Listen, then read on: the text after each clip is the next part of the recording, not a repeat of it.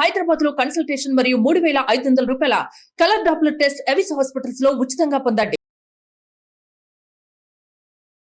Welcome to mom's kitchen.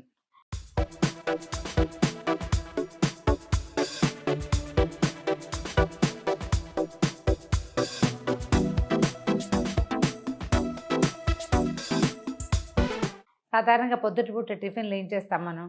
Idli, dosa, upma కదా. పెసరట్టు అనగానే దానికి ప్రిపరేషన్ అని ఫీల్ అవుతాం. ఇడ్లీ, దోశ, ఉప్మా కూడా ప్రిపరేషన్ కావాలి. ఉప్మా అంటే అప్పటికప్పుడు చేస్తాం. ఇడ్లీ, దోశకి ఫ్రిడ్జ్లో పిండి ఉండాలి, లేదా పిండి ఆ రోజు రుబ్బాలి. పెసరట్లకు కూడా అంతే ఆలోచిస్తాం మనం. అయితే పెసరట్లకి ఏ ప్రిపరేషను లేకుండా ఉప్మా అంత సింపుల్గా పెసరట్లు ఎలా చేయాలి, నానబెట్టక్కర్లేకుండా పెసరట్లు చేయగలమా? బ్రహ్మాండంగా చేయొచ్చు. చాలా క్రిస్ప్గా, చాలా సూపర్గా వస్తాయి. ఇంతకుముందు ఒక వీడియోలో చెప్పాం కూడా. అయితే అది ప్రాక్టికల్గా చేసి చూపించాలని అనుకుంటున్నాం.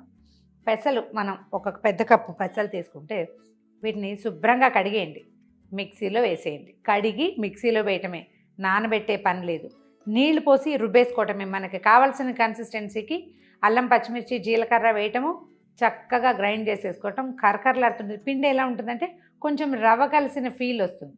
మన మిక్సీ జార్ బాగుంటే దోశలు, ఈ పెసరట్లు సూపర్గా వస్తాయి. చేసి చూద్దాం. చూడండి. ముందు ఒక కప్పు పెసలు తీసుకుని శుభ్రంగా 2-3 సార్లు నీళ్ళు పోసి కడిగేయండి. పెసల్ని ఒకసారి రాయి రప్ప లేకుండా శుభ్రం చేసుకోండి, కడిగేసేయండి. ఈ కడిగిన పెసల్ని ఎంచక్కా మనం రెగ్యులర్గా ఈ దోసపిండి రుబ్బుకుని మిక్సీ జార్లో వేసేది.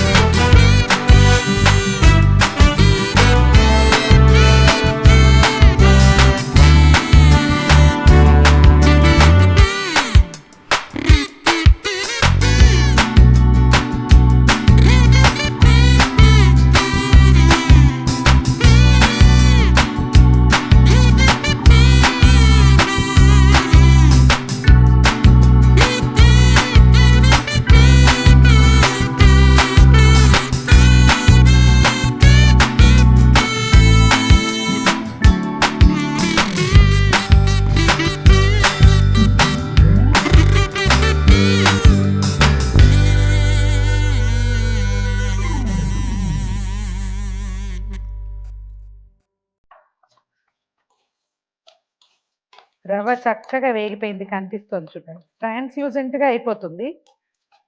ఇప్పుడు మరగపెట్టి ఉంచుకున్న నీళ్ళని ఇందులో పోసేద్దాం. ఇలాంటప్పుడు మాత్రం కొంచెం జాగ్రత్త.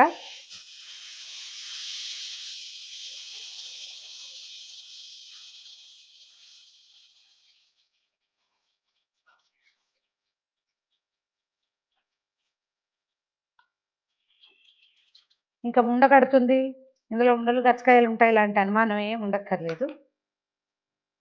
2 నిమిషాల పాటు మూత పెట్టేద్దాం.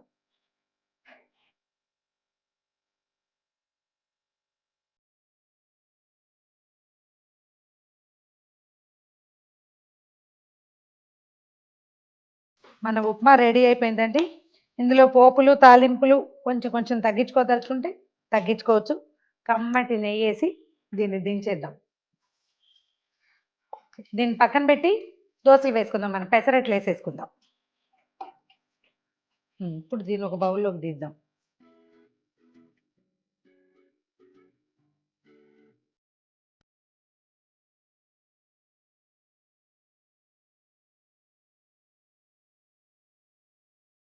స్టవ్ వెలిగించి ప్యాన్ పెట్టుకుందాం.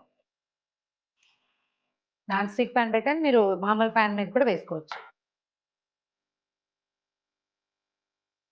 పెసరట్టు వేసేద్దాము. మన అలవాటుని బట్టి కావలసిన కన్సిస్టెన్సీ తీసుకోవచ్చు.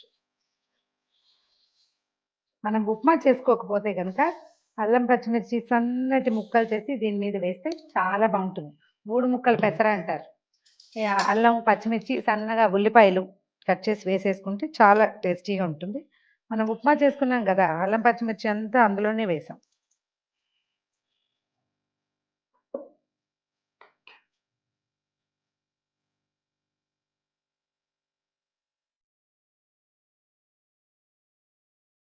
వెనక్కి తిప్పేద్దాం. ఇలాగే వరుసగా పెసరట్లు వేసుకోవటం, దీంతో పాటు ఉప్మా సర్వ్ చేద్దాం. పెసరట్టు ఉప్మా ఉంటే ఇంకా చట్నీ కూడా అవసరం ఉండదు. చూడండి అవకాశాన్ని బట్టి, ఒకవేళ మన దగ్గర ఏ పల్లి చట్నీ కొబ్బరి పచ్చడి ఉంటే వాటితో పాటు వడ్డించేసేయచ్చు. రెండో పక్క కూడా కాలేక ప్లేట్లోకి తీసేద్దాం. ఇంకోటి వేసుకుందాం.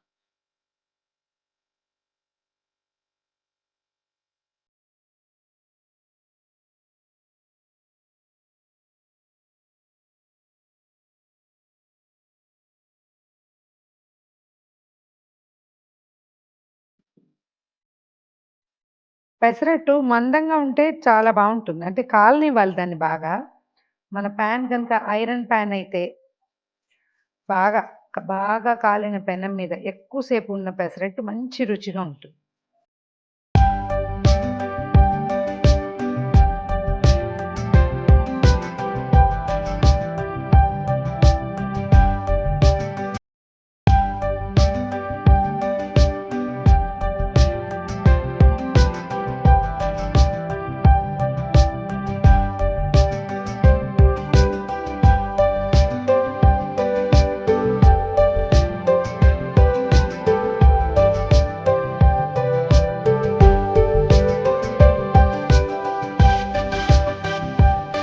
ఇదిగోండి అప్పటికప్పుడు రుబ్బిన పెసరట్ల పిండి, దాంతో చేసిన పెసరట్లు విత్ ఉప్మా రెడీగా ఉంది.